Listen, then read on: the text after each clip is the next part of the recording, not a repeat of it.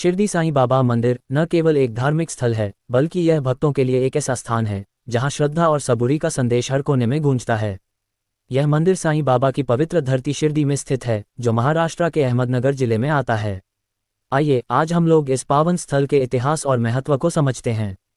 शिरडी के साईं बाबा का जन्म और उनकी प्रारंभिक जिंदगी के बारे में कोई स्पष्ट जानकारी नहीं मिलती है। जब वे 16 साल की उम्र में शिरडी पहुंचे और वहां एक पेड़ के नीचे बैठे थे, तब वहां के लोगों ने उन्हें देखा और उनकी तरफ आकर्षित होने लगे। एक बार वहां के एक शिव मंदिर, जिसे मराठी भाषा में खंडोबा का मंदिर कहते हैं, जब वे उस मंदिर के दरवाजे पर पहुंचे तो वहां के पुजारी, जिनका नाम महलसापति था, उनको कहा, आओ साईं।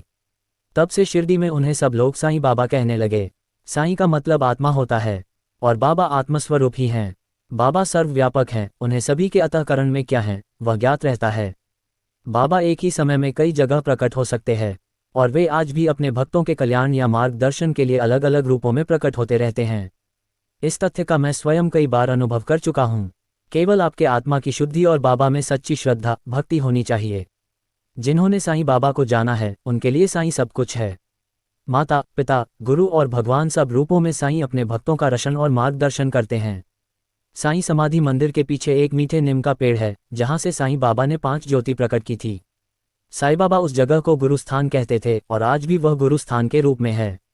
शिरडी गांव का कोना कोना उनकी लीलाओं और चमत्कारों से भरा है और शिरडी के लोगों में उनके प्रति अपार श्रद्धा और भक्ति है। और सबसे बड़ी बात है कि वहां हिंदू मुस्लिम का कोई भेद नहीं है और न ही कभी उन लोगों में कोई मतभेद दिखता है। उनका संदेश श्रद्धा और सबूरी पर आधारित था। साईं बाबा ने सभी धर्मों को एक समान माना और कहा कि भगवान एक हैं।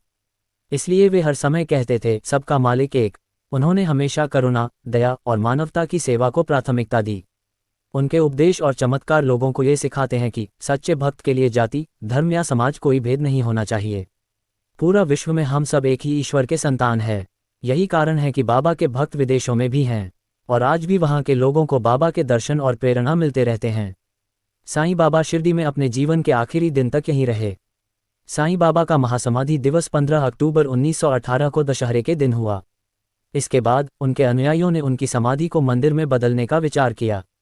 वर्तमान साईं बाबा मंदिर को साईं बाबा समाधि मंदिर भी कहते हैं, जो उनके अंतिम विश्राम स्थल के रूप में जाना जाता है।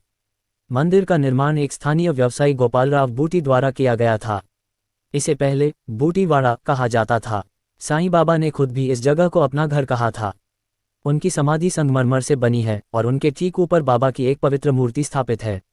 मंदिर परिसर में कई स्थान हैं जो भक्तों के लिए विशेष महत्व रखते हैं। बाबा की समाधि संगमरमर से बनी है और इस पर चांदी का सिंहासन है। समाधि के ठीक ऊपर बाबा की एक सुंदर मूर्ति है जो श्वेत संगमरमर से बनी है। इस मूर्ति को देखकर ऐसा लगता है जैसे बाबा अभी भी अपने भक्तों को आशीर्वाद दे रहे हैं। द्वारकामाई यह वह मस्जिद है जहां साईं बाबा ने अपना अधिकांश समय बिताया और उस मस्जिद को द्वारकामाई कहते थे। यहाँ बाबा ने भक्तों को आध्यात्मिकता और मानवता का पाठ पढ़ाया। द्वारकामाई में आज भी वह पत्थर मौजूद है जिस पर बाबा बैठा करते थे। इसके अलावा वह धुनी जो बाबा हमेशा ज्वलंत रखते थे और वह आज भी प्रज्वलित है। बाबा की चावड़ी वह स्थान है जहां साईं बाबा हर दूसरे दिन विश्राम करते थे। यहाँ की ऊर्जा भक्तों को साईं बाबा की उपस्थिति का एहसास कराती है। द्वारकामाई और चावड़ी में बिताया हुआ कुछ क्षण भी अमृत जैसा लगता है। समाधि मंदिर के ठीक पीछे गुरुस्थान है। ये वह जगह है जहां बाबा ने ध्यान किया और अपने गुरु की पूजा की। यहाँ एक नीम का पेड़ है जिसे भक्त पवित्र मानते हैं और इसके पत्ते मीठे लगते हैं। मंदिर परिसर में एक मुखी हनुमान जी की मंदिर है, साथ ही गणेश जी, शनिदेव और शिव मंदिर भी है, जिन्हें जागृत स्थान कहा जाता है। इसके अलावा मंदिर परिसर में एक बगीचा, एक कुआं और एक दीप स्तंभ है जहां बाबा ने कई लीलाएं की थी। इस बगीचा के ठीक पास ही उनके कुछ प्रिय शिष्यों की समाधि भी है। यह मंदिर परिसर का एक और महत्वपूर्ण हिस्सा है जहां भक्त पूजा अर्चना करते हैं। मंदिर का प्रबंधन और आरती का समय इस प्रकार है। शिरडी साईं बाबा संस्थान ट्रस्ट मंदिर का प्रबंधन करता है। यहाँ रोजाना 4 आरतियां होती हैं। पहला, काकड़ा आरती सुबह 4 बजे। दूसरा, मध्याह्न आरती दोपहर 12 बजे। तीसरा, धूप आरती शाम 3 बजे। चौथा, शेज आरती रात 10 बजे। हर आरती के दौरान बाबा की मूर्ति और समाधि को फूलों से सजाया जाता है। भक्त इस समय अपने मन की इच्छाओं को बाबा के चरणों में अर्पित करते हैं। शिरडी आने वाले सभी भक्त कहते हैं कि बाबा की उपस्थिति यहाँ हर पल महसूस होती है। मंदिर में प्रवेश करते ही एक अद्भुत शांति का अनुभव होता है।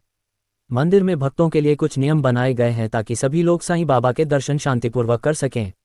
जैसे मोबाइल फ़ोन अंदर ले जाना मना है, कैमरा और अन्य इलेक्ट्रॉनिक डिवाइस भी प्रतिबंधित हैं। अनुशासन बनाए रखना और मंदिर के कर्मियों का सहयोग करना आवश्यक है। लोग मानते हैं कि जो भी सच्चे दिल से बाबा के पास आता है, उसकी सभी इच्छाएं पूरी होती हैं। साईं बाबा ने अपने जीवन काल में जो उपदेश दिए, वे आज भी उनके अनुयायियों के जीवन का मार्गदर्शन करते हैं। बाबा का कहना है कि ऐसा कोई है तो बताओ कि जो द्वारका माई में आकर खाली गया हो। शिरडी साईं बाबा मंदिर न केवल एक धार्मिक स्थल है, बल्कि यह आत्मा की शांति और आध्यात्मिकता की राह पर चलने वाले लोगों के लिए महत्वपूर्ण गुरुस्थान भी हैं। यहाँ की पवित्रता और साईं बाबा की उपस्थिति हर भक्त के मन को छू लेती है। अगर आप अभी तक शिरडी नहीं गए हैं, तो एक बार इस पवित्र स्थल की यात्रा जरूर करें। साईं बाबा की कृपा से आपका जीवन सुखमय हो सकता है। कमेंट में साईंनाथ महाराज की जय जरूर लिखें।